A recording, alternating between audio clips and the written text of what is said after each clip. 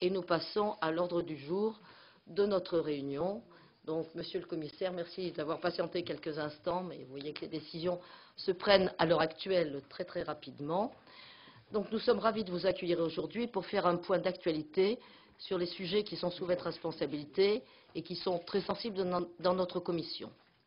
Les contraintes d'agenda des uns et des autres nous conduiront à être plus concis sur la plupart des questions. Je serai moi-même contrainte de partir à 17 h, mais le vice-président Jérôme Lambert me remplacera et donc la discussion pourra continuer jusqu'à ce que vous ayez vous aussi besoin d'être libéré. Je vous remercie particulièrement d'avoir accepté de rester donc un peu plus longtemps que prévu pour répondre aux questions des membres de notre commission. Le dialogue régulier entre notre commission et la Commission européenne est essentiel sur des sujets liés à des questions clés sur l'actualité européenne et l'avenir de l'Union. Le commerce extérieur est incontestablement un de ces sujets.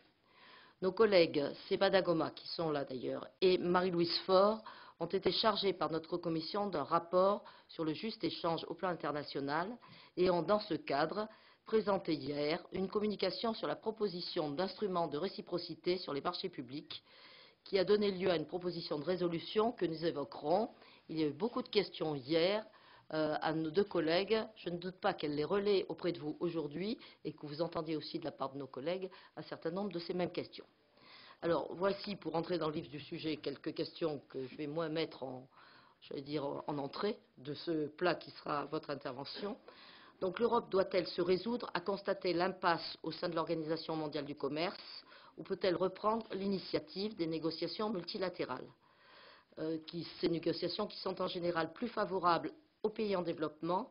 Et j'en profite pour souligner, au moment où nous discutons et négocions aussi sur la nouvelle politique agricole commune, que s'il n'y a pas de marché agricole régulé, une fois de plus, ce sont bien les agricultures les plus fragiles des pays du Sud qui risquent d'en payer le prix. Donc, quelle est la position de la Commission européenne sur ce sujet de l'OMC et quelle est en particulier sa position aussi sur le remplacement de Pascal Lamy au poste de directeur de l'OMC? Ça, c'est ma première question.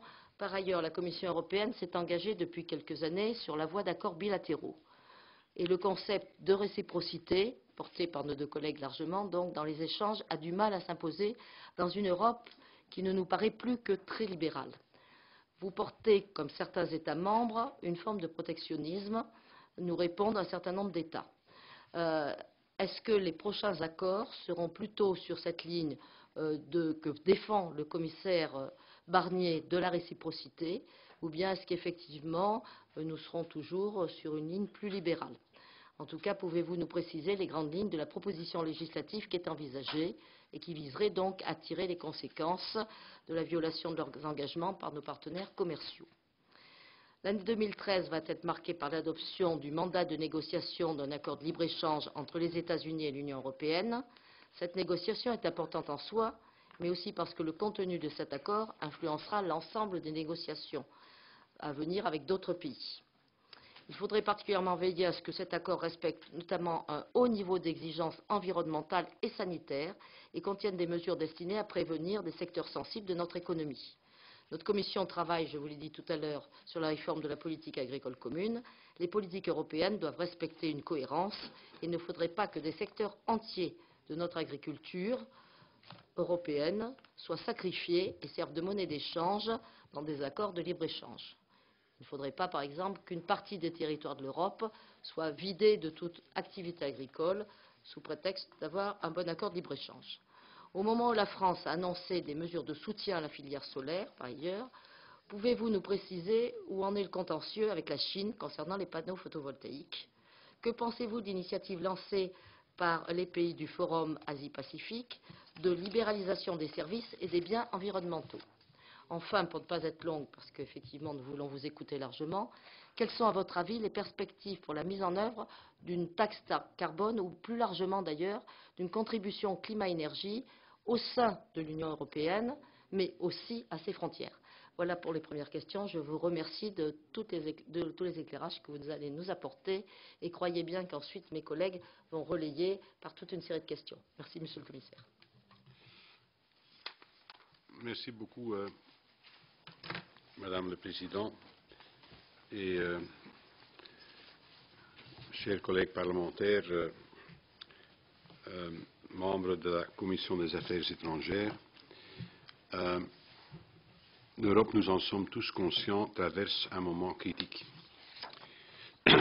Depuis 2008, nous vivons une crise financière et une crise budgétaire, une crise privée et une crise publique, une crise internationale et une crise domestique. Une crise d'une taille et d'une complexité unique et dont la solution sera également d'une ampleur et d'une complexité inédites. Nous avons d'ores et déjà pris des décisions difficiles, mais il reste des défis à surmonter. Le plus important demeure de loin le redémarrage de la croissance. Et c'est au service de cet objectif qu'il faut envisager le commerce international et que je veux placer la politique commerciale de l'Union européenne. Parce que dans une économie mondialisée, où les échanges internationaux représentent presque la moitié de la production mondiale, le commerce et la manière de le gérer devient un élément fondamental de la politique économique. Pour cela, nous avons besoin d'une stratégie. Il ne s'agit pas de se laisser balloter par le flot des échanges, mais de fixer un cap, une méthode pour en tirer le meilleur parti.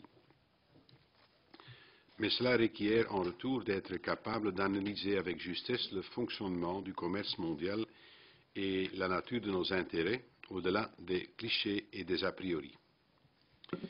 Donc, commençons par cette analyse. Il y a 3 points autour desquels celle-ci doit s'articuler. Premièrement, et contrairement à ce qu'on attend trop souvent, le commerce international est un formidable vecteur de croissance et d'emploi pour l'Europe. Comment? Parce qu'il donne à nos entreprises l'accès à des marchés importants et en forte croissance. En Europe, aujourd'hui, quelques 30 millions de salariés de l'industrie et des services doivent leur poste aux échanges extra-européens. C'est comparable au nombre total de salariés de l'industrie.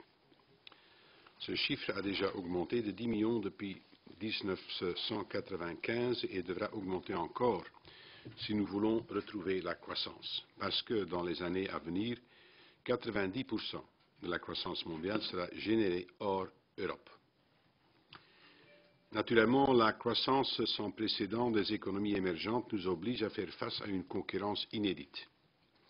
Nous devrons répondre à ce défi, mais nous ne devons pas perdre de vue que la meilleure réponse consiste à exploiter les opportunités offertes par l'émergence de ces nouveaux marchés.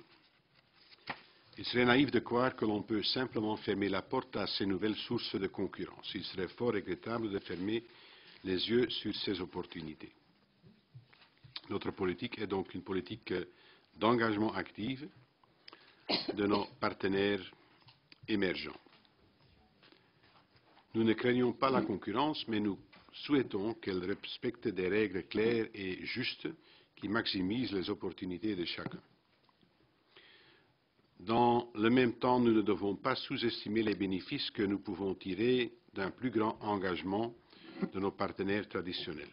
Les États-Unis, le Japon et le Canada représentent 20% de nos exportations et 40% de nos investissements étrangers. Nous avons des intérêts communs dans la mondialisation.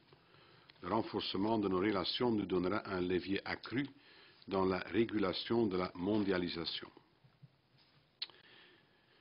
Deuxièmement, la manière dont les biens sont produits aujourd'hui a profondément changé. Nous ne produisons plus des produits dans une seule usine, dans un seul pays. Cela ne veut pas dire que nous n'avons plus rien à produire, mais qu'il faut s'insérer dans des chaînes de valeur globales au sein desquelles nous coproduisons des biens et des services avec d'autres pays. La construction de l'Airbus A380 est un excellent exemple. Assemblé à Toulouse, mais fondé sur la collaboration de plus de 15 usines en Allemagne, Espagne, le Royaume-Uni et la Belgique. Cette réalité rend la fluidité des échanges encore plus importante. 2/3 de nos importations sont constituées de matières premières, produits intermédiaires et composants qui sont utilisés dans le processus de production. Il faut importer pour exporter. Les obstacles posés à l'accès à notre propre marché, loin de nous protéger, deviennent un handicap pour notre compétitivité. Le troisième point concerne l'Europe elle-même. D'aucuns prétendent que dans la conjoncture actuelle, l'ouverture commerciale est un luxe que nous ne pouvons plus nous permettre. Pour les tenants de cette thèse, les entreprises européennes seraient faibles et auraient tout à perdre dans la compétition internationale. Or, cette thèse n'est pas soutenue par les faits. Aujourd'hui, ce n'est pas la faiblesse des entreprises européennes qui est remarquable, c'est leur force. L'Europe est le premier exportateur et le premier importateur mondial. Elle est aussi le premier investisseur à l'étranger et la première destination des investissements étrangers. Plus saillant encore, l'Europe a maintenu sa part de marché dans les exportations mondiales, qui est restée de l'ordre de 20% des exportations mondiales hors énergie depuis le milieu des années 90. En dépit des transformations profondes de l'économie mondiale durant ces 15 dernières années, malgré la Chine, malgré l'Inde, malgré le Brésil. Alors même que les États-Unis comme le Japon perdaient des parts de marché, ce qui est bien normal dans un monde qui change si vite. L'Europe, en tant que bloc commercial, n'a pas à craindre la mondialisation. Naturellement, l'Europe n'est pas un tout homogène. Tous les États membres ne réussissent pas aussi bien. Certains, comme la France, voient leurs performances se dégrader et leurs déficits commerciaux s'aggraver. Mais il faut rappeler que chez les États membres dont la balance commerciale s'est dégradée dans les 10 dernières années, plus des 2/3 de cette dégradation intervient d'abord au sein des échanges intra-européens. Ce qui veut dire, dans le cadre parfaitement régulé de l'Union européenne, entre pays de niveau de développement équivalent, et si la France est légèrement excédentaire dans ses échanges extra-européens, elle est fortement déficitaire dans ses échanges intra-européens. Cela ne signifie pas qu'il n'y a pas de défis dans le commerce international, au contraire. Mais il ne faut pas se tromper de diagnostic. Les problèmes de compétitivité de l'économie française ne peuvent pas se résumer à la concurrence déloyale ou à un degré d'ouverture trop élevé. Ceux qui réussissent en Europe opèrent dans les mêmes conditions. Il y a en France, comme dans d'autres pays de l'Union européenne, un problème plus général de compétitivité. La France est un pays riche, avec des entreprises multinationales performantes, des écoles enviées dans le monde entier et des institutions de recherche reconnues.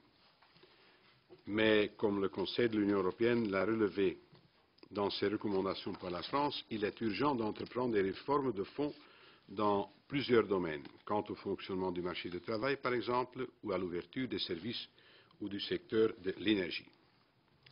C'est d'ailleurs la voie qu'a indiqué le rapport Gallois et qu'a commencé à suivre le gouvernement dans son pacte pour la croissance, la compétitivité et l'emploi. Le succès de la conférence sociale est de très bon augure à cet égard. C'est uniquement en traitant ces questions d'une solution au défi de la compétitivité pourra être trouvée. Ne pas le faire en se contentant de pointer la concurrence étrangère et la prétendue naïveté de l'Union européenne serait non seulement une erreur, mais une faute, avec les conséquences non seulement pour la France, mais pour l'Europe en général. Cela ne doit pas nous empêcher pour autant de faire le nécessaire au niveau européen pour tirer le plus grand parti des changements en cours à l'échelle mondiale. Nous devons poursuivre une stratégie commerciale intelligente et ciblée, sur la base des éléments objectifs que je viens de rappeler. Une stratégie offensive volontariste adaptée aux réalités qui n'a rien d'idiot ni de naïf. Notre politique commerciale doit être tout d'abord fondée sur le principe de réciprocité. La réalité est que nous avons déjà opéré un virage majeur vers plus de réciprocité il y a 6 ans, lorsque nous avons relancé la négociation d'accords bilatéraux. Car ce genre d'accord est par nature plus propice à l'établissement de concessions réciproques. Tout simplement parce que l'objectif de base d'un accord de libre-échange est l'élimination totale et mutuelle des barrières aux échanges. Le point de départ de la négociation est donc celui d'une réciprocité pleine et entière. Mais notre conception de la réciprocité est celle d'une réciprocité positive qui vise à amener nos partenaires à notre niveau d'ouverture. pas d'une réciprocité qui consisterait à fermer nos marchés parce que les autres le font et à se tirer une balle dans le pied pour faire comme eux. Quant à son application aux économies émergentes, il doit être aussi une réciprocité réaliste et différenciée. Nous avons tout à gagner à l'engager les grands pays émergents avec qui nous commerçons dans des négociations d'accès au marché réciproque, parce qu'ils sont aujourd'hui plus fermés que nous au commerce et parce qu'ils ont des perspectives de croissance plus élevées. Mais il ne faut pas se leurrer. Sachant qu'ils viennent de beaucoup plus loin que nous, leurs efforts sont nécessairement plus importants. Le point d'arrivée ne peut être tout à fait le même, et cela suppose être prêt à accepter une dose limitée d'asymétrie entre les engagements de nos partenaires émergents et les nôtres. Tout simplement parce que la conjoncture actuelle nous oblige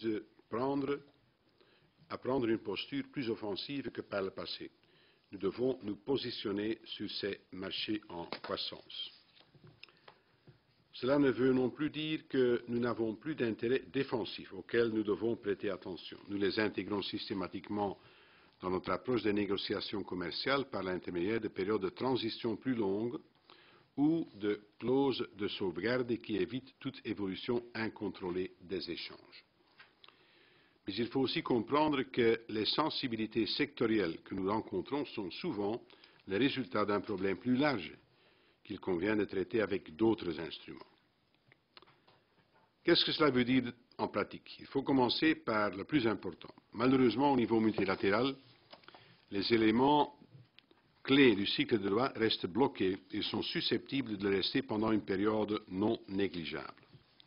En revanche, il y a une réelle possibilité d'avancer sur certaines questions au cours de cette année, notamment la facilitation des échanges.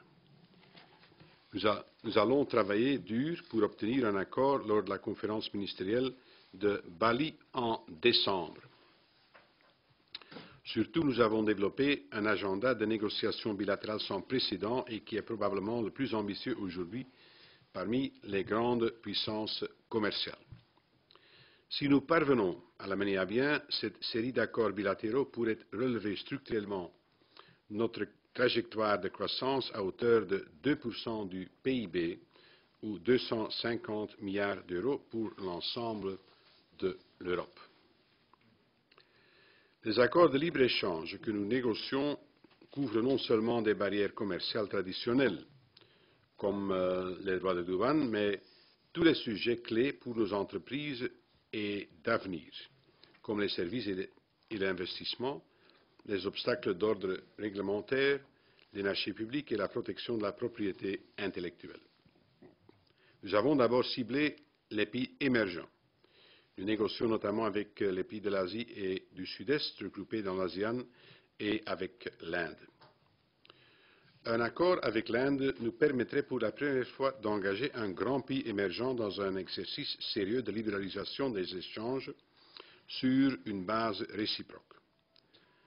Sa portée systémique serait considérable, de même que les bénéfices tangibles qu'il apporterait aux opérateurs européens en leur donnant accès à un marché qui devrait devenir rapidement un des plus importants au monde. Nous négocions avec l'Inde depuis 5 ans. C'est long, mais la raison est simple. Nous allons au-delà de ce qui a déjà été fait jusqu'ici et nous poussons nos partenaires au-delà de leur zone de confort. Si nous avions voulu conclure avec l'Inde sur la même base que le Japon l'a fait il y a quelques années, cela ferait longtemps que nous aurions pu le faire. Collectivement, les pays de l'ASEAN sont un géant économique méconnu. Nous avons fait un pas en avant très important dans ce contexte à la fin de l'année dernière en concluant les négociations avec Singapour. Cet accord servira de référence pour nos négociations avec les autres pays comme le Vietnam et la Malaisie qui sont aussi en cours. Nous n'avons pas aujourd'hui la perspective d'un tel accord avec la Chine, mais nous devrions engager cette année des négociations pour un accord sur l'investissement. Nous nous engageons avec la Chine sans naïveté et sans illusion, mais sans acrimonie. La réalité est que l'Europe et la Chine sont devenues indispensables l'une pour l'autre. Nous devons trouver le moyen de rééquilibrer notre relation tout en l'approfondissant. C'est dans l'intérêt de la Chine elle-même qui doit aller vers plus d'ouverture et ce sera un des enjeux du nouveau leadership. Nous devons également approfondir nos relations avec nos partenaires développés. Nous sommes maintenant très proches d'un accord avec le Canada. Cet accord a naturellement une valeur importante en soi, mais il doit aussi nous permettre de nous préparer à des accords avec deux économies encore plus importantes. En novembre, les États membres ont autorisé l'ouverture de négociations avec le Japon, quatrième économie mondiale, et qui reste une des plus fermées de l'OCDE. C'est synonyme de nombreux défis pour les négociations, particulièrement quant à l'élimination des barrières réglementaires aux échanges, mais aussi un potentiel considérable. Le prochain grand partenaire avec lequel nous devrions lancer des négociations est les États-Unis. Un groupe de travail à haut niveau a été mis en place à ce sujet il y a un peu plus d'un an et j'espère achever ces travaux préparatoires avec mon homologue américain dans les prochaines semaines. Là aussi, il ne s'agira pas d'une négociation facile. Les droits de douane entre nos deux économies sont déjà très bas. L'essentiel des enjeux porte sur des questions réglementaires. Il y a un potentiel de convergence entre nos deux modèles qui doit nous apporter des bénéfices à tous sans pour autant remettre en cause nos choix fondamentaux de société. Mais là encore, il n'y a pas de doute possible sur le potentiel d'un tel accord. Notre relation comprend 15 millions d'emplois, 2 milliards d'euros de commerce par jour et plus de 2 000 milliards d'euros d'investissements croisés, donc 2 trillions d'euros. Mais cette stratégie d'engagement ambitieuse avec nos plus grands partenaires émergents et développés ne serait rien si nous n'étions pas capables de le faire appliquer. Nous mettons donc un accent particulier sur la mise en œuvre des accords, le respect de la règle de droit et le combat contre les pratiques commerciales déloyales. C'est une priorité clé pour l'Europe. Et cela passe par de multiples instruments, mais pour s'en tenir au règlement des différends dans le cadre de l'OMC, l'Union est aussi active et plus efficace qu'aucun de ses partenaires, États-Unis compris. Nous avons lancé sensiblement le même nombre de cas que ceux-ci au cours des 2 dernières années, 5 pour l'Union européenne, 6 pour les États-Unis. Mais nous avons obtenu plus de succès en gagnant la grande majorité des cas, ou mieux encore en réglant les problèmes soulevés sans avoir besoin d'aller jusqu'au bout de la procédure. Au cours de l'année écoulée, nous avons gagné un cas très important contre la Chine sur les matières premières et lancé un deuxième cas sur les terres rares. Nous avons avancé dans le conflit Airbus-Boeing avec les États-Unis et nous avons agi contre les restrictions injustifiables de l'Argentine. Reste que charité bien ordonnée commence par soi-même. Nous ne serons crédibles pour combattre le protectionnisme dans le monde que si nous savons aussi résister aux tentations de protectionnisme chez nous. Enfin, nous n'hésitons pas non plus à utiliser nos instruments anti-dumping et anti-subvention là où c'est nécessaire et là où c'est justifié. L'ouverture récente d'une enquête sur les exportations de panneaux solaires chinois en est la meilleure preuve. Mais il est important que nous utilisions ces instruments à bon escient quand les conditions pour le faire sont pleinement remplies. Personne n'a intérêt à une gestion politique de ces instruments qui ne ferait que les affaiblir. Mon intention est de faire des propositions pour mettre à jour cet arsenal parce que la dernière révision date d'il y a 15 ans et que le monde évolue. Mais je le ferai sans changer les équilibres fondamentaux qui le sous-tendent.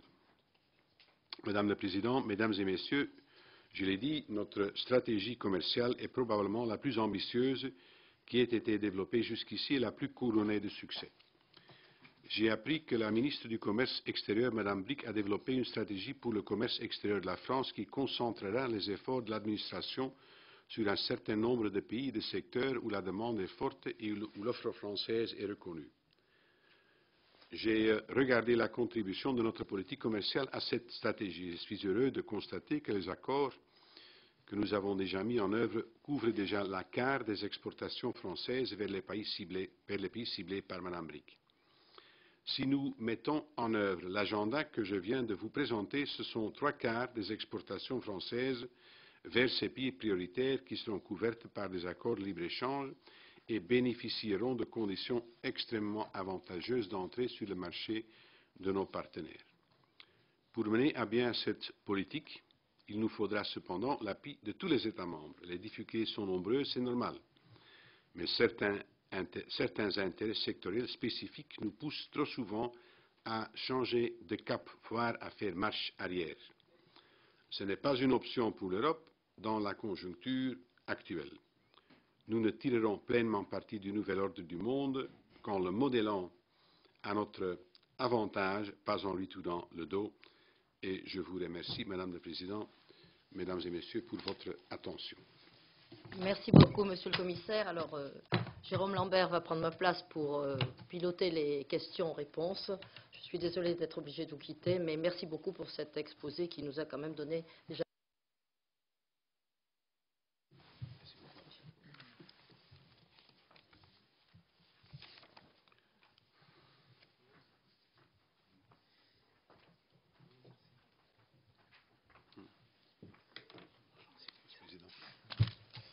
Bien, oui, nous allons donc commencer par peut-être une petite série de questions, si vous le voulez.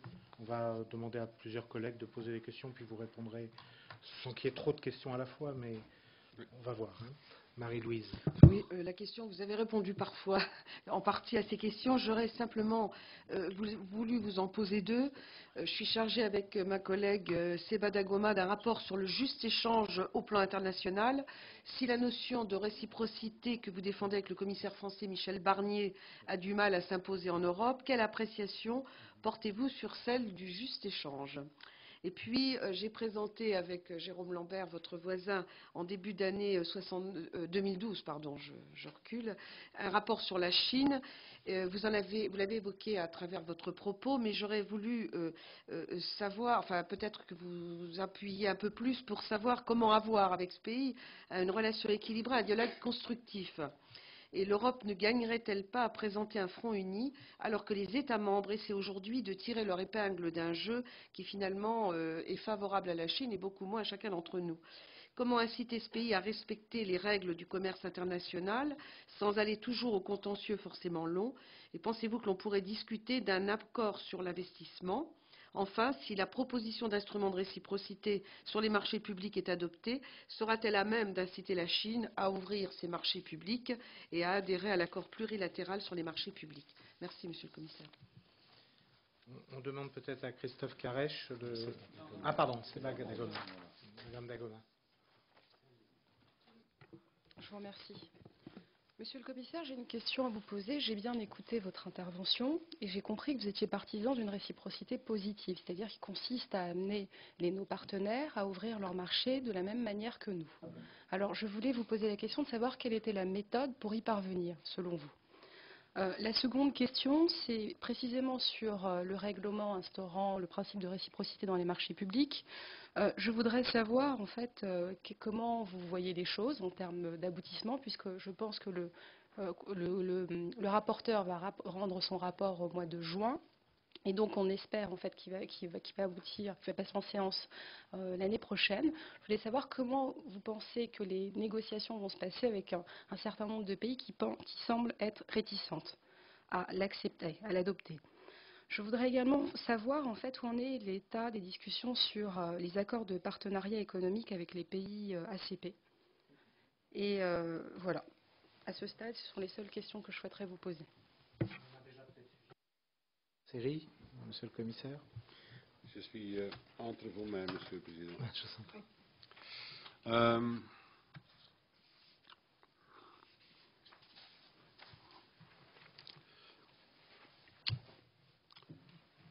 Mais je ne connais pas le rapport que vous êtes en train de rédiger, mais je vais le lire avec beaucoup d'attention.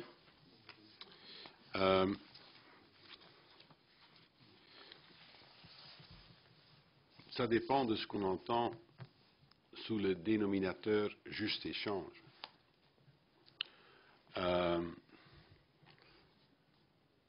Si vraiment un pays en voie de développement ou un pays émergent a exactement les mêmes obligations sociales, environnementales et autres qu'un pays qui bénéficie d'une économie mature, le pays en voie de développement ne pourrait jamais se développer. Ça, c'est le cas. Donc, la vraie question me semble plutôt être quel degré de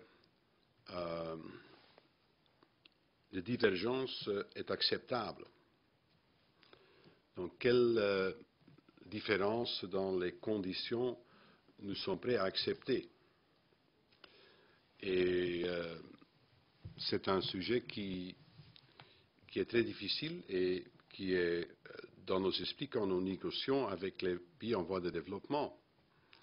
C'est beaucoup moins le cas quand on négocie avec une économie mature, comme la Corée du Sud ou peut-être prochainement les États-Unis. Là, le vrai problème plutôt qu'on ne peut pas établir le juste échange et la réciprocité parfaite par ligne. Alors il faut plus voir la totalité de l'accord.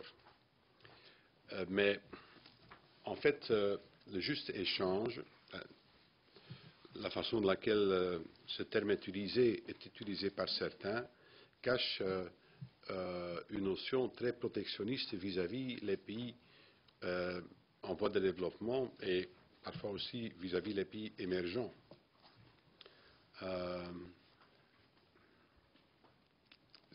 C'est pas trop difficile de citer des exemples. C'est vraiment un protectionnisme engravé si on applique le juste échange au millimètre près. Donc il faut, je pense, toujours un décalage. Et d'ailleurs, quand on regarde Doha, c'était aussi le point de départ, qu'il fallait donc un décalage entre les obligations des pays les moins développés, les pays en voie de développement, les pays émergents et les économies matures. Est-ce que ça veut dire que ça s'applique de façon identique sur tous les vecteurs? Non. Je crois, par exemple, que pour l'environnement et les changements climatiques, qu'il faut des règles plus strictes, pour la toute simple raison que c'est quelque chose qui intéresse directement tous les êtres humains sur la planète. Mais il y a par exemple la protection sociale. Vous savez, nous avons un système en Europe, Everything but Arms, tout sauf les armes. C'est d'ailleurs une initiative d'un compatriote de vous, de M. Lamy, pour évaluer si oui ou non on suspend ou on met fin à ce régime. La protection sociale des travailleurs n'est pas un des vecteurs. Donc, c'est une des conventions de l'Organisation internationale du travail qui n'est pas reprise dans l'éventail des conventions qu'un pays qui veut avoir droit à cela doit souscrire. Moi, je m'interroge là-dessus. Je pense qu'il faudrait le faire. Mais une fois que cela serait le cas, il faut aussi l'appliquer avec une certaine modération, parce que c'est une évolution. On ne peut pas attendre de ces pays que du jour au lendemain, ils s'adaptent parfaitement à nos conditions sociales, parce qu'alors ce pays ne saurait pas se développer. Mais j'ai en tête une initiative pour quand même inclure cette convention dans l'éventail des conventions de l'Organisation internationale du travail qu'un pays qui peut donc bénéficier de ce système doit respecter. Donc ce sont des tonalités de gris Donc je ne pense pas que c'est une question noir et blanc, et j'ai parfois l'impression que certains l'approchent un peu trop de cette manière-là. Bon, voilà. Mais je vais lire avec beaucoup d'attention votre rapport. La relation équilibrée avec la Chine.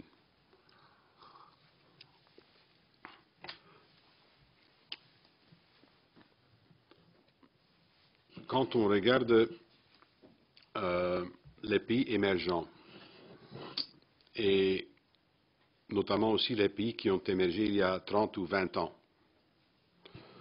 35 ans, dans le cas du Japon, la politique de ces pays, que ce soit le Japon ou la Corée, n'a pas été trop différente de la politique actuelle de la Chine. La grande différence entre la Corée, le Japon et la Chine, c'est la taille. Mais leur politique industrielle, elle n'est pas tellement neuve. Pour monter l'échelle de valeur, ils font ce qu'ont fait tous les autres dans le passé. Seulement, enfin, donc, ils sont tellement grands que ça nous pose de sérieux problèmes. Ça, c'est évident. Mais je ne dirais pas que la Chine est un cas hors série. Pour l'investissement, oui, enfin, j'espère qu'on puisse entamer ces négociations au courant de cette année.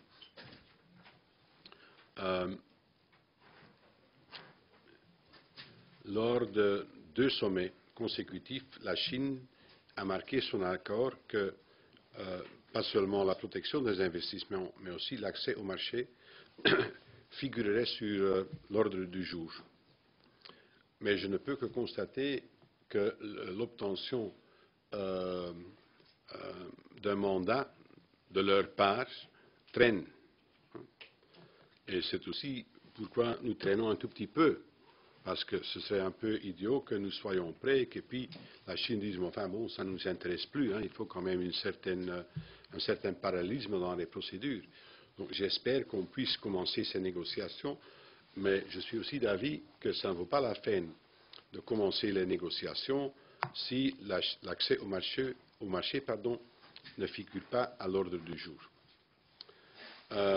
Est-ce que l'instrument réciprocité nous aiderait? Je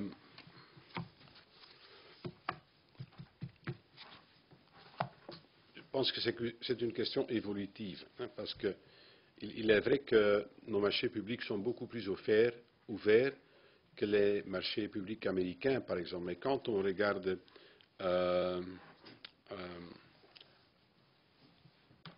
le part de marché des pays émergents de nos marchés publics, ça reste une part de marché très, très limitée. Ils ont la possibilité d'entrer sur ces marchés, mais jusqu'ici, ils ne le font que très rarement. Donc ce n'est pas comme si pour chaque contrat, il y a une société chinoise qui participe, hein, c'est plutôt l'exception. C'est pourquoi je le vois plutôt d'une façon évolutive. Et je suis convaincu que dans l'avenir, il y aura beaucoup plus d'intérêt des sociétés chinoises dans nos marchés publics. Hein, donc il faut se préparer à cela. Et je crois que si tel sera le cas à l'avenir, ça nous donnera aussi un levier sur leur marché public. Mais jusqu'ici, ce sont des entrants, je ne dirais pas fictifs, mais quand même, il ne s'agit pas de beaucoup de marchés, hein, sur base annuelle. Il faut se rendre compte de cela. Hein. Il faut aussi l'expliquer au public. Ce n'est pas comme si tout le temps on est concurrencé par les sociétés chinoises sur nos marchés publics. Ce n'est pas le cas. Hein.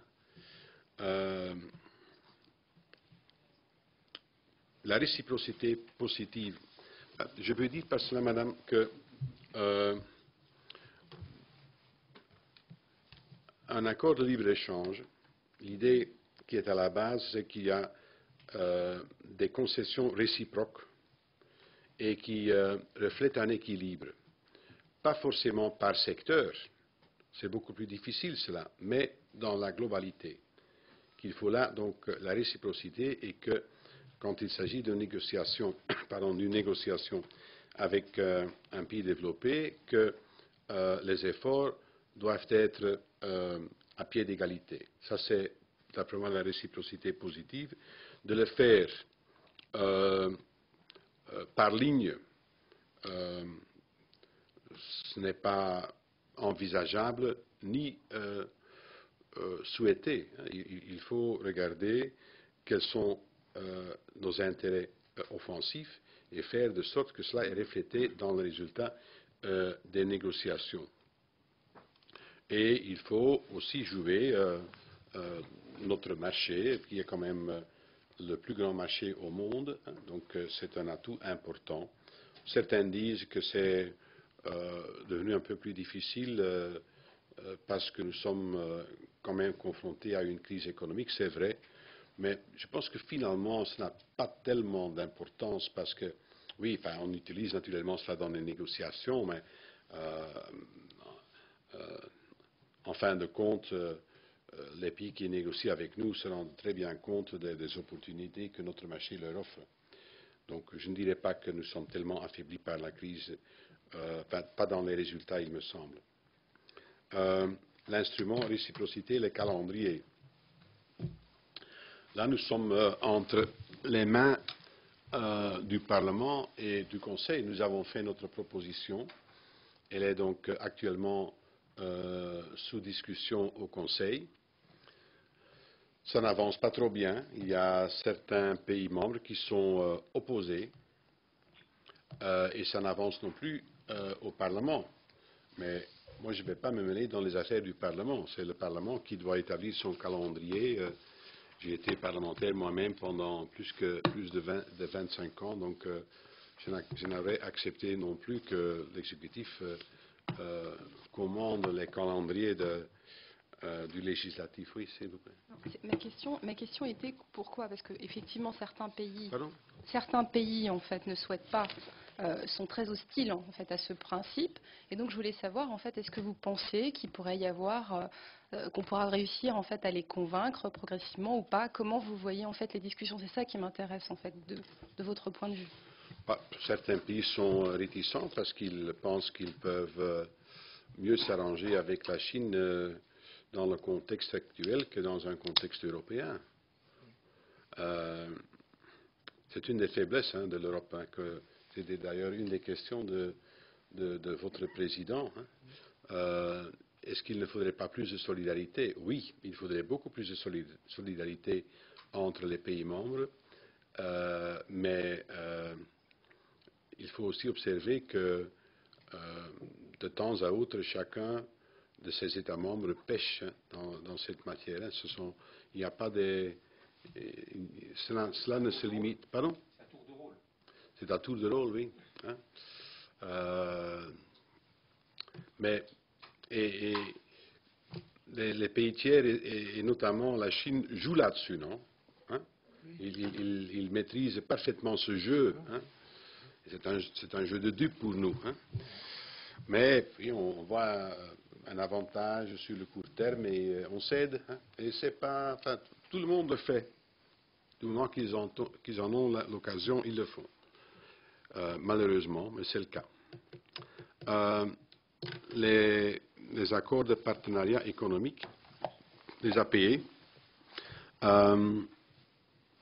j'espère qu'on trouve assez vite un accord au Conseil sur la date butoir. Nous avons proposé le 1er janvier 2014, donc fin de cette année. Le Parlement demande 2016 et il faudra maintenant trouver un compromis. Mais je suis convaincu qu'aussi longtemps qu'on ne fixe pas une date butoir pour ces négociations, que ces négociations ne vont pas avancer. Il faut se rendre compte de cela. Parce que on dit, mais enfin, vous exercez une pression sur ces pays. Ce n'est pas vrai. Il s'agit de la mise en œuvre des engagements qu'ils ont pris il y a 5-6 ans. où ils se sont mis d'accord sur des accords de partenariat économique intérimaire, et certains pays n'ont pas signé, n'ont pas ratifié, n'ont pas mis en œuvre. C'est ça. Donc il s'agit de liquider, disons, le passé et de mettre une date butoir pour cela. Donc il ne s'agit pas de dire, voilà, vous devez maintenant négocier votre accord définitif et le ratifier et tout ça pour le 1er janvier 2014. Hein, c'est comment on essaie de vendre cela. Hein, mais ce n'est pas le cas. Il s'agit d'un certain nombre de pays qui doivent donc se mettre en ordre avec ce qu'ils ont décidé et concédé il y a 5-6 ans. C'est de cela qu'il s'agit. Il faudrait bien vraiment regarder ça de beaucoup plus près dans les parlements nationaux et dans certaines opinions politiques qui sont parfois représentées. Merci. Pierre Lequillet, s'il te plaît. Moi, j'entends tout à fait ce que vous nous avez expliqué et la complexité du problème.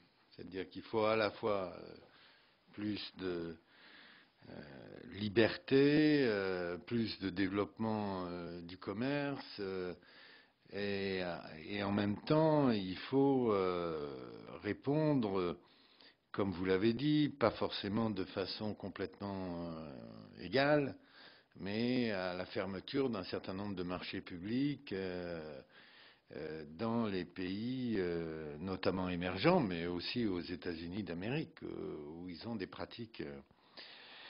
Il faut lutter contre l'anti-dumping et l'anti-subvention.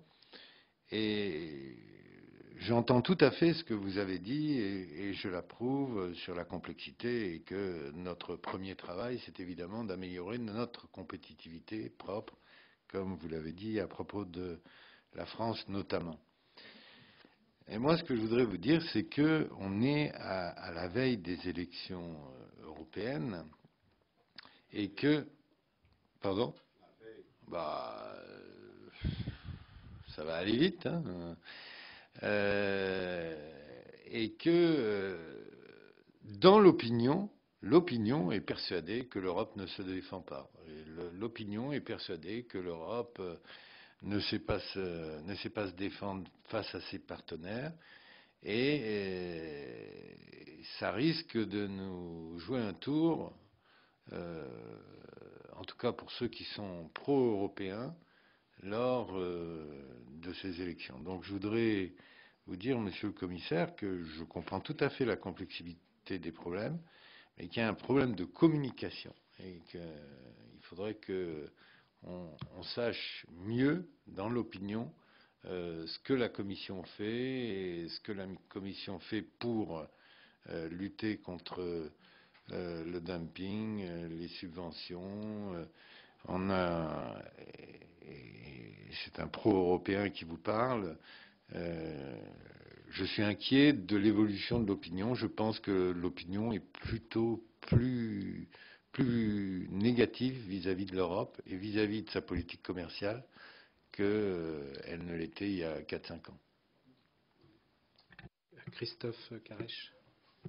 Oui, d'abord, je voudrais vous remercier, monsieur le commissaire, de votre présence ici et d'être venu devant la Commission des affaires européennes de l'Assemblée nationale, parce que c'est un sujet, mais vous le savez évidemment, qui est extrêmement sensible dans notre pays.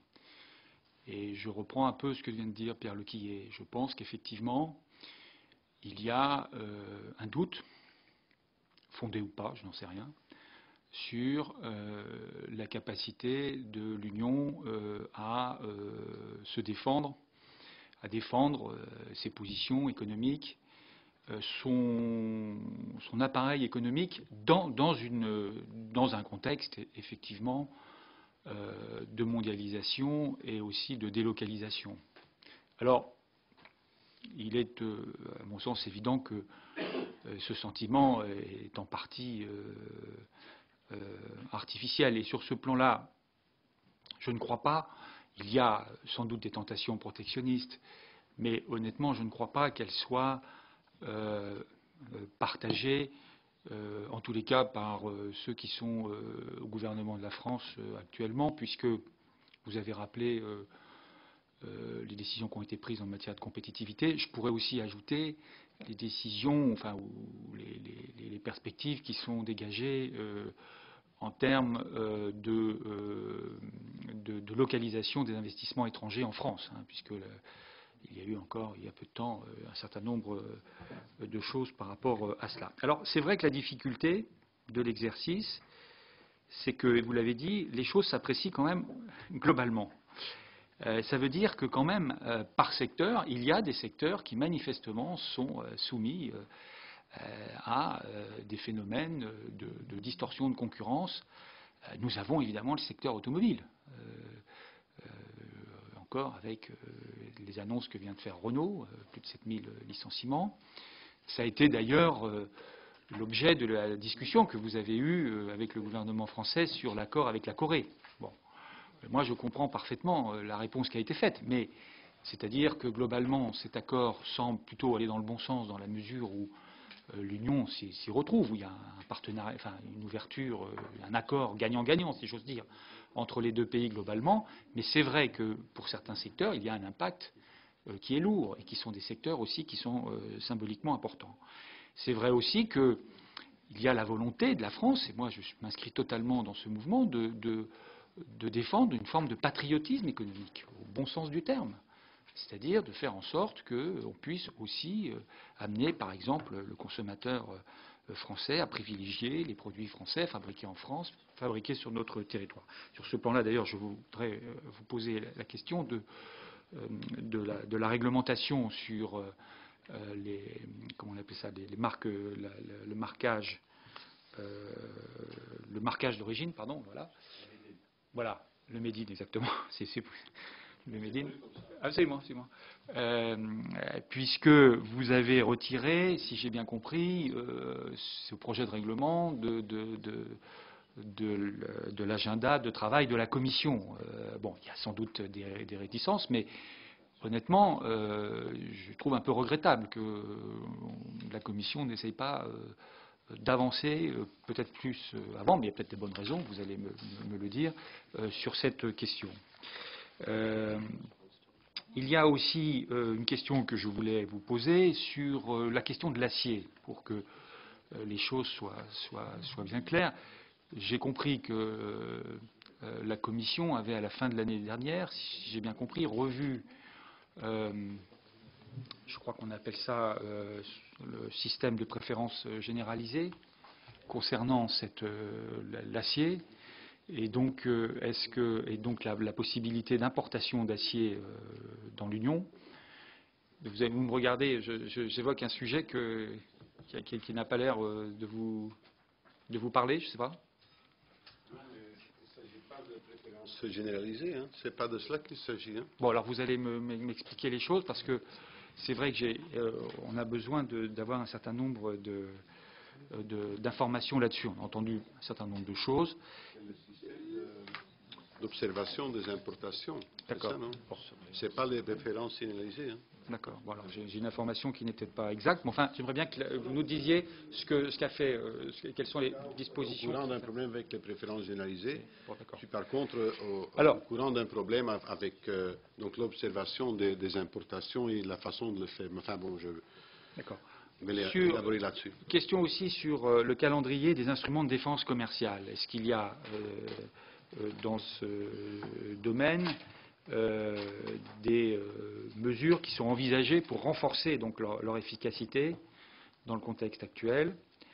Il y a aussi, je crois, du côté du Parlement européen, une volonté de décaler à 2016 l'accès au marché. Et donc, je voudrais savoir quelle est un peu la position de la Commission sur cette question. Marquage de l'origine, j'en ai parlé. Sur l'OMC, est-ce que vous pensez que dans les semaines qui viennent, il y a une réunion, je crois, ministérielle qui est prévue prochainement, est-ce que vous pensez que quel type d'avancée il peut y avoir? Il semblerait qu'il y ait l'idée de certains pays européens de pousser à des concessions agricoles. Alors la présidente de la Commission, d'ailleurs, sur ce plan-là, vous a...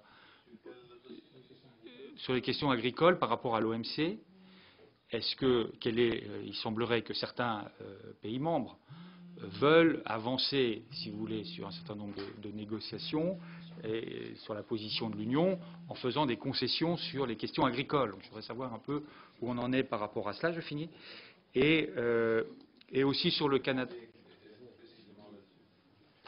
Comment voyez-vous le devenir de l'OMC et l'organisation de la prochaine réunion ministérielle, une réunion ministérielle, semble-t-il, prochainement, et certains pays semblent pousser à des concessions agricoles de l'Union et avaient proposé, dans le cadre du paquet de Doha de juillet 2008, ce type de concession. Donc, savoir exactement où on en est et où est la Commission par rapport à cela. Enfin, sur le Canada, j'aimerais que vous nous fassiez peut-être le point sur la discussion et sur les négociations, et notamment par rapport à ces questions agricoles.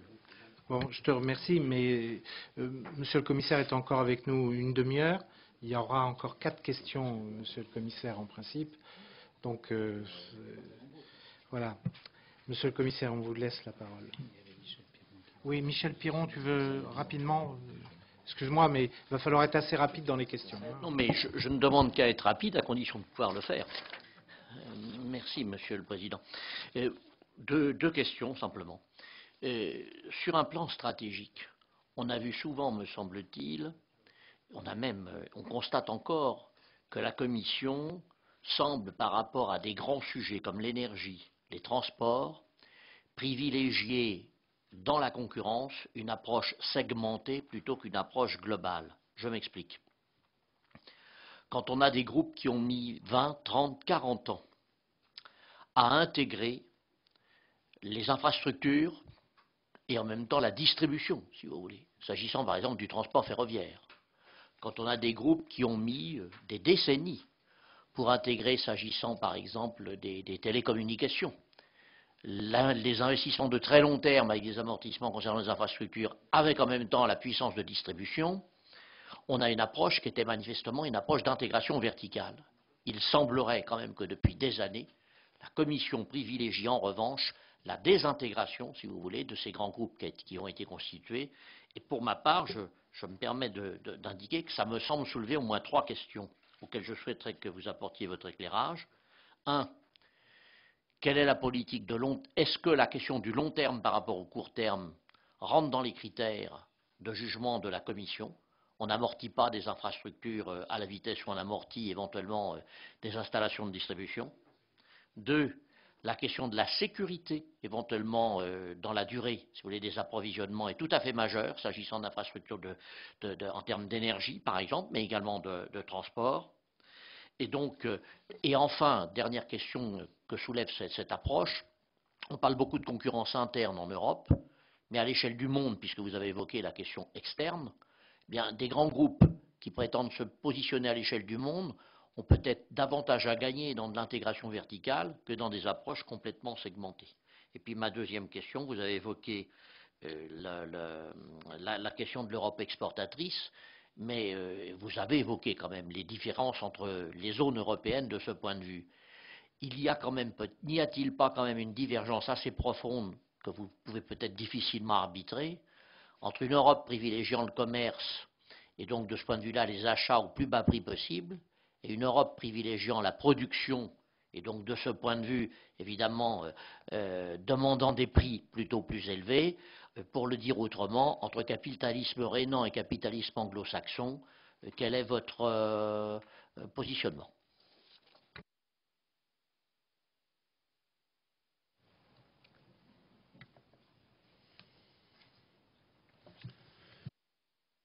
Et de répondre à toutes ces questions.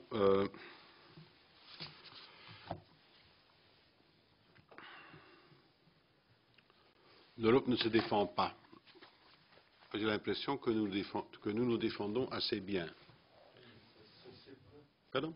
Ça ne se sait pas. Pardon? On ne le sait pas suffisamment. Ah oui, oui. Mais c'est pourquoi je suis ici. Hein. Donc, si vous m'invitez 2 fois par an, je viendrai 2 fois par an. Donc, il n'y a pas de problème. Mais laisse-moi vous donner, monsieur le parlementaire, quelques chiffres. Nous sommes largement positif, hein, donc notre balance commerciale.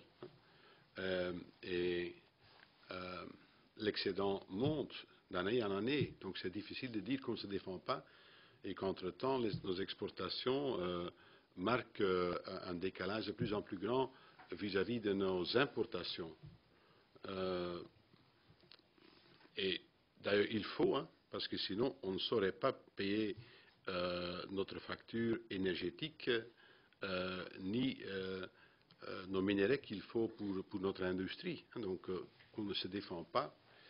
Je pense que si vous demandiez cela aux Chinois, ils seraient plutôt d'un autre avis, hein, parce qu'on vient de lancer contre eux la plus grande affaire depuis toujours dans le secteur de l'antidumping, notamment pour les panneaux photovoltaïques. Hein. Il s'agit sur 2011 d'un dossier de 21 milliards d'euros. J'ai l'impression que les Chinois sont assez sidérés par cela. Hein. Donc les Américains l'ont fait aussi. Mais là, enfin, donc, ils avaient un marché, je ne sais pas exactement de combien, mais enfin, donc, une fraction minime de ce que ça représente pour l'Europe. Hein. Donc la même chose, on enquête par exemple sur les mobile networks. Hein.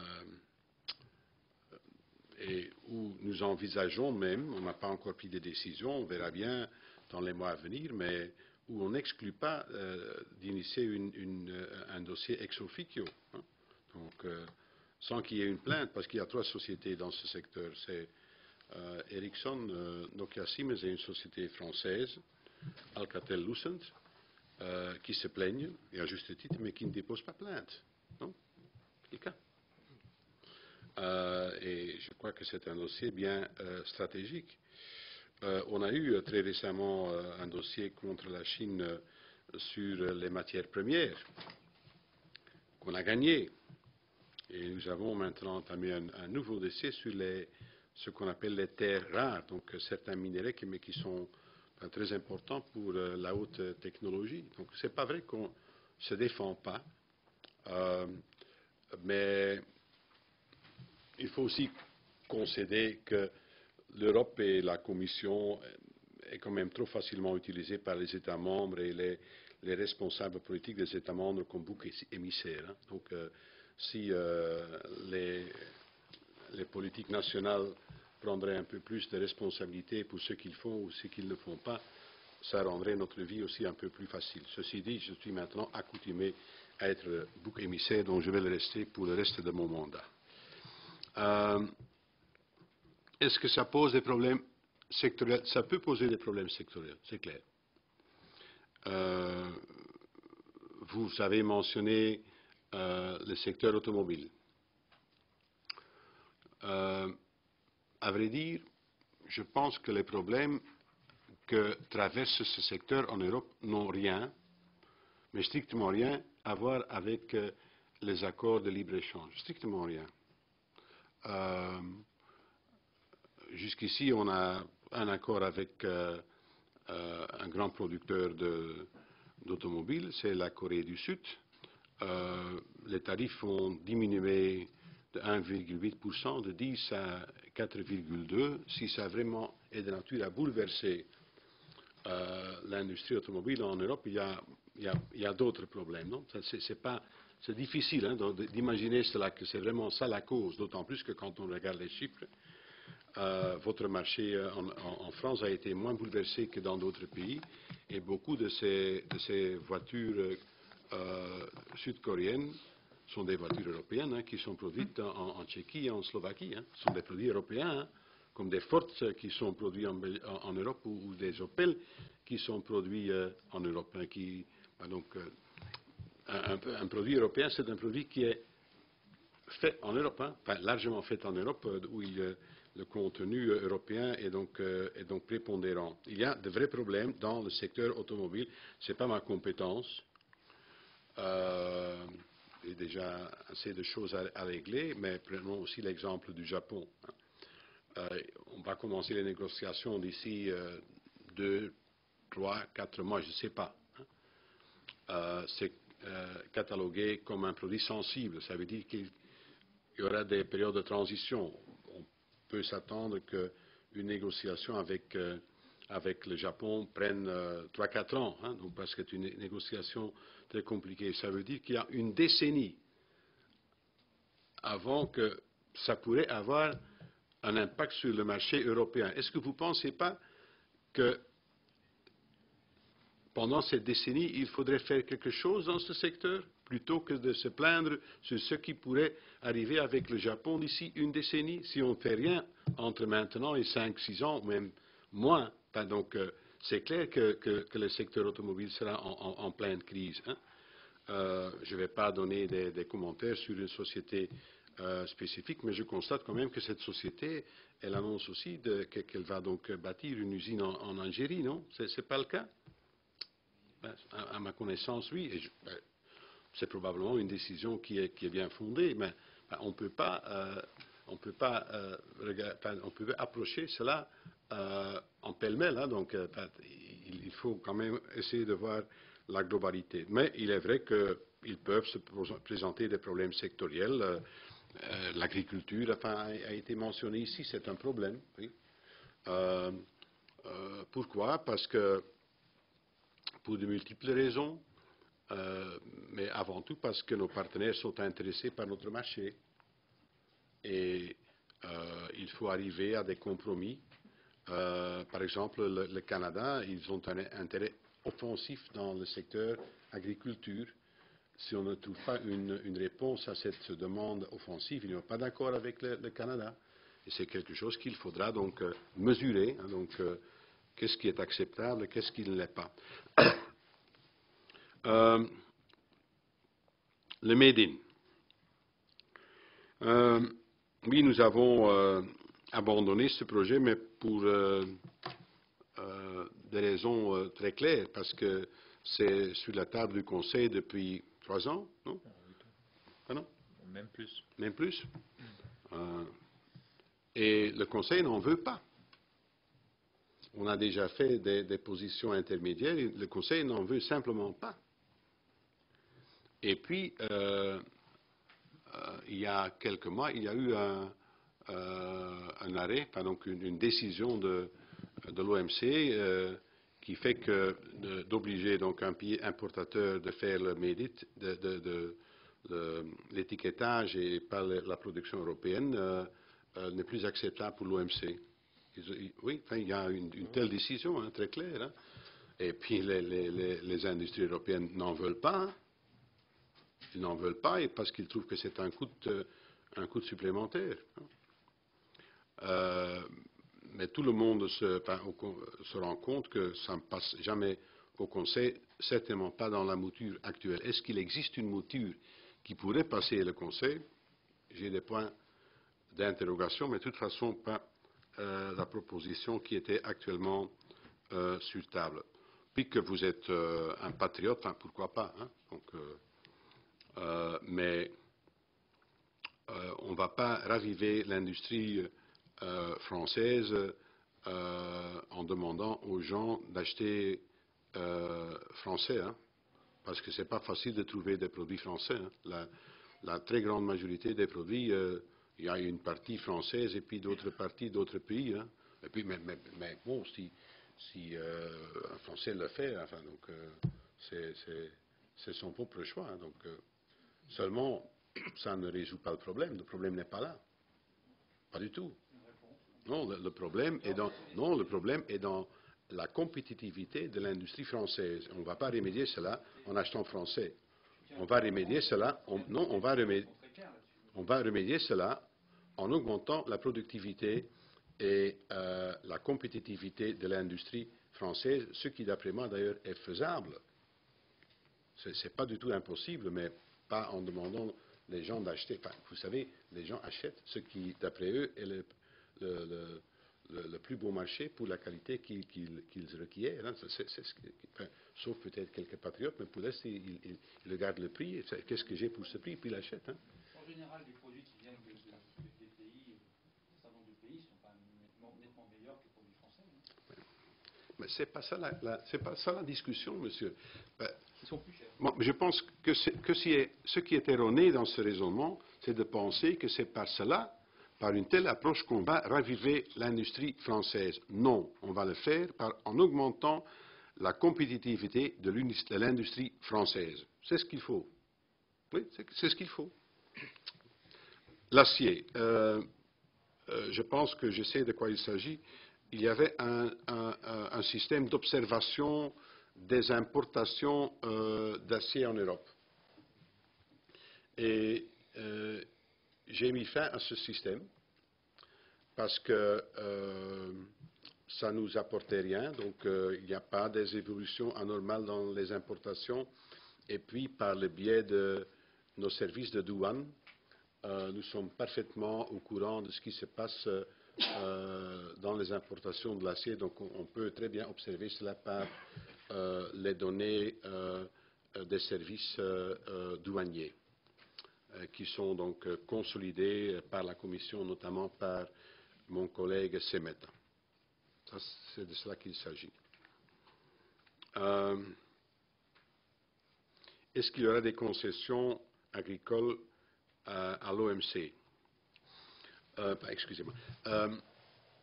Nous voudrions bien arriver à un résultat lors de la conférence ministérielle de l'OMC à Bali au mois de décembre prochain. Ce qui est sur la table, c'est un projet important de trade facilitation, facilitation du commerce, ce qui est très important pour nous, puisque nous sommes les plus grands importateurs et exportateurs au monde. Et l'idée est donc d'impliquer dans ce système aussi les pays en voie de développement et les pays émergents.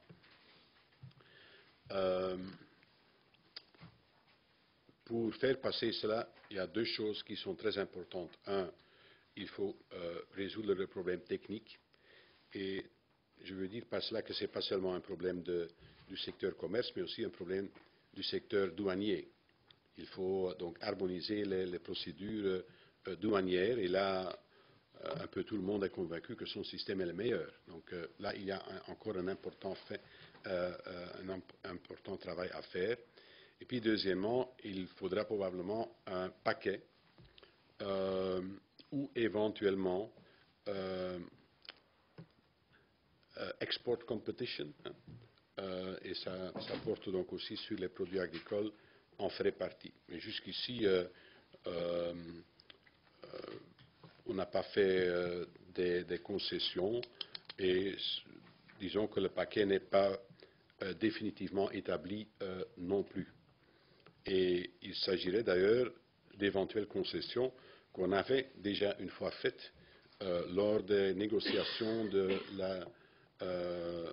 Doha, enfin donc sur l'agenda de Doha en 2008 à Genève. Donc il n'y a rien de nouveau dans cela, mais c'est un paquet qui est en train de s'établir, que ce n'est pas encore stabilisé, disons. Le Canada, oui, ils ont des demandes offensives dans le secteur agricole.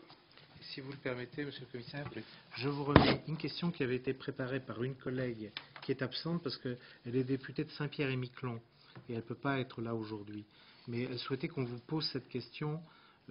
Ça concerne le Canada, évidemment. Donc peut-être vous ne répondrez pas oralement, ou alors vous pouvez vous répondre oralement, mais de toute façon, je vous donne le document. Et si vous pouviez lui apporter une réponse, même par écrit dans les jours qui viennent, c'est pas comme vous voulez. Oui, ça concerne Saint-Pierre aussi en particulier, quoi.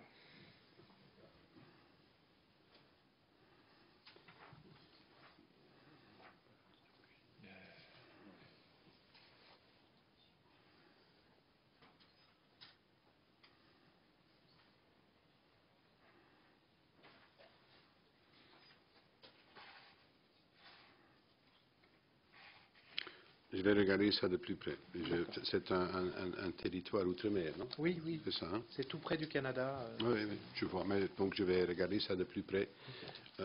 Et enfin, donc, je prends note des soucis de Madame Girardin. Donc elle craint qu'il y aurait donc plus de compétition avec des produits disons, venant de l'Europe continentale, vu que les tarifs seraient abaissés. C'est de cela qu'il s'agit. Hein. Oui, d'après ce que je C'est ce vois. qu'elle craint. Je dois regarder ça de plus près. D'accord. Je n'ai pas la réponse immédiate.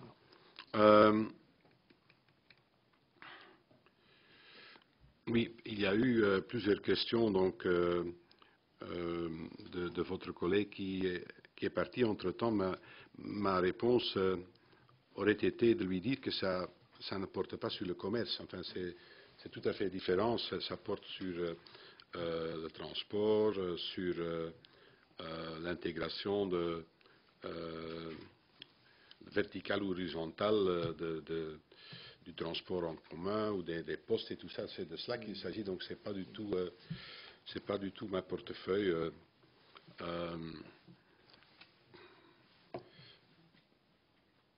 Et puis, enfin, donc, la dernière question, c'était donc, est-ce qu'on est en faveur d'un système anglo-saxon ou renan de capitalisme, en fait. Hein, c'est un peu ça la question qui m'a été posée. Je pense que c'est une question qui ne reflète pas la complexité de la donne. Il n'y a pas d'opposition entre commerce et production.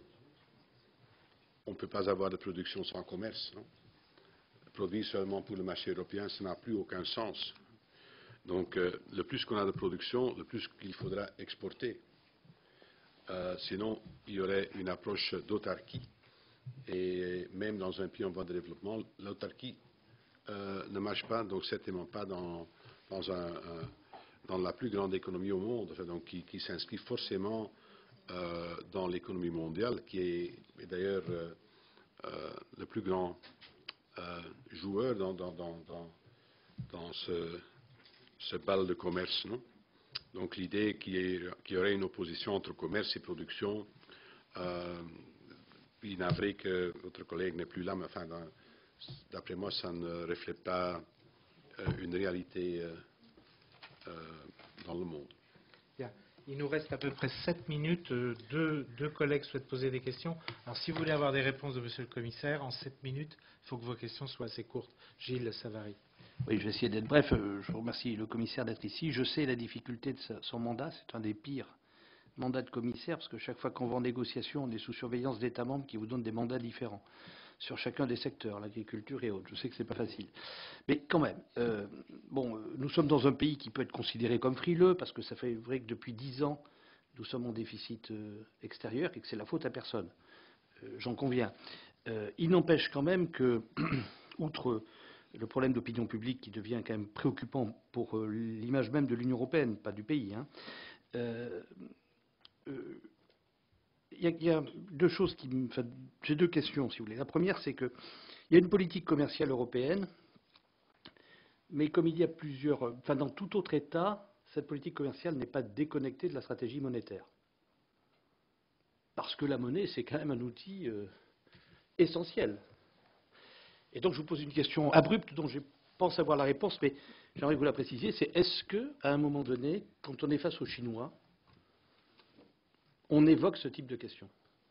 Je parle de la politique monétaire, on pourrait parler de la politique sociale. Vous savez que c'est un pays qui, bien qu'étant très très social, paraît-il, sur l'échiquier politique, a décidé de maintenir les salaires très bas.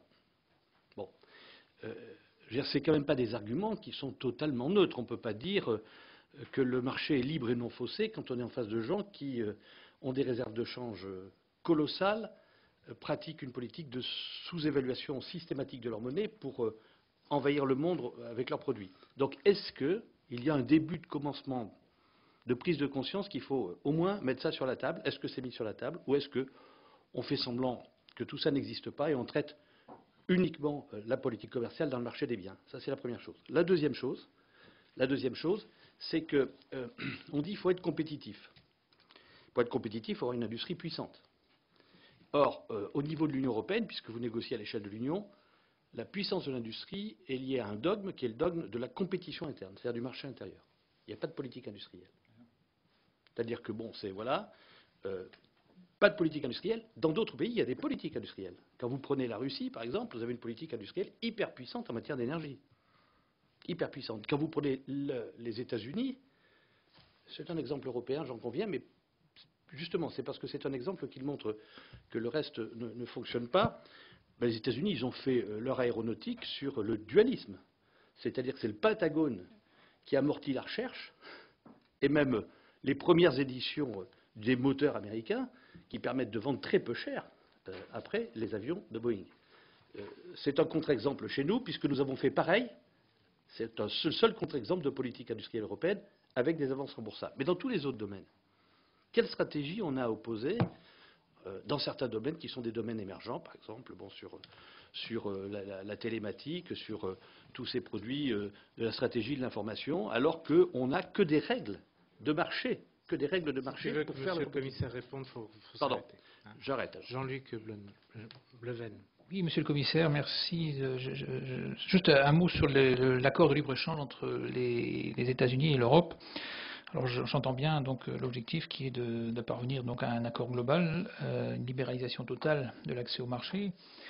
Mais il y a des questions qui restent sensibles, enfin ça a été évoqué. Moi je voudrais évoquer donc déjà d'une part où on en est avec la question du bœuf européen par rapport aux Américains, où en sont-ils par rapport à l'embargo, enfin je ne sais pas où c'est que ça en est. Et puis d'autre part, moi je suis convaincu qu'il faut garder une position très ferme sur des restrictions sur les denrées donc génétiquement modifiées, puisque ça c'est aussi un sujet sensible, surtout en France. Et donc, moi, j'ai une inquiétude aussi par rapport à une évolution aussi de ces échanges qui, à terme, remettrait aussi en cause la PAC. Alors, qu'est-ce que vous en pensez ? Et je pense qu'il faut que, sur ces questions-là, on ait une véritable réciprocité. Je pense qu'il faudra aussi, c'est aussi le rôle de l'Europe de veiller à ça. Puis bon, je ne reviens pas sur les accords bilatéraux qui ont été déjà évoqués par rapport à l'automobile, mais je pensais aussi au Japon. Mais bon. Bravo, Monsieur le Commissaire. Oui, je ne peux que donner une réponse liminaire parce que je dois vraiment partir, sinon je rate mon train. Oui, on parle aussi de cet aspect monétaire avec la Chine, mais je pense qu'il ne faut pas surestimer non plus ce problème soi-disant monétaire. Parce qu'il y a déjà une réévaluation de la monnaie chinoise et puis il faut se rendre compte que beaucoup de ce que nous importons de la Chine, nous réexportons. Donc ça a aussi un effet sur nos exportations. Donc, d'après moi, l'approche des États-Unis est très épidermique dans ce dossier et d'ailleurs, je suis sûr que si de besoin, le président va exercer son veto pour bloquer la législation qui a été votée au Sénat. Le social aussi, oui. C'est une des grandes faiblesses de la Chine de ne pas avoir une politique sociale. C'est pourquoi ils n'arrivent pas à recentrer leur économie sur la consommation locale parce qu'il n'y a pas de protection sociale. Donc je pense que sur le long terme, c'est plutôt à leur désavantage qu'ils n'ont pas le système social. C'est d'ailleurs grâce au système de la sécurité sociale que nous avons pu nous épanouir aux années 50. Marché intérieur, politique industrielle. Vous savez, la meilleure politique industrielle d'Europe, c'est le marché intérieur. Parce que ça crée la compétition et ça crée des industries compétitives. Vous avez cité l'exemple de Boeing et de Airbus. Oui. Il est vrai que c'est un succès dont je pense que l'Europe et aussi la France peuvent être fiers, mais il faut aussi avouer que des deux côtés, que ce soit Boeing ou Airbus, il y a eu du dopage par subvention. Pas nécessairement les mêmes systèmes, enfin, mais les résultats étaient à peu près, c'est ce que nous avons toujours prôné, à peu près les mêmes des deux côtés de l'Atlantique. Ça veut dire que, normalement, si on dope de la façon presque pas identique, mais comparable des deux côtés, ça veut dire qu'on dépense pas mal d'argent qu'on n'avait pas dû dépenser si on avait organisé ça un peu mieux. Non? Donc on a beaucoup dépensé dans ce développement aussi. Et maintenant, pour l'avenir, moi, je n'ai pas le temps de développer ça, il faudrait mieux qu'il y ait des discussions entre les deux sociétés pour voir comment on va approcher. Le vrai défi, c'est la compétition avec les Chinois. C'est ça le vrai problème. Puis pour les États-Unis, enfin, il y a de multiples dossiers qui... je ne peux vraiment pas élaborer là-dessus maintenant, je suis prêt à le faire une prochaine fois. Mais il y aura des problèmes dans le secteur agricole, il y aura des problèmes dans le secteur de la standardisation des barrières non tarifaires, dans les marchés publics. Généralement, je suis d'avis que les États-Unis sont plus protectionnistes que nous. Et donc, pour rééquilibrer cela, ce ne sera pas facile du tout non plus. Mais excusez-moi que je ne peux pas élaborer là-dessus maintenant. Je suis certainement prêt à le faire une prochaine fois. Merci, Monsieur le Commissaire, pour la précision de vos réponses. Nous savons bien que les guerres commerciales dans le passé ont souvent précédé les guerres humaines. Donc, on compte sur vous pour nous préserver de tout ça en trouvant de bons accords. Merci, Monsieur. Et je voudrais seulement vous dire, Monsieur, que ce n'est pas une des pires portefeuilles, c'est une des plus jolies portefeuilles de la Commission. Merci beaucoup.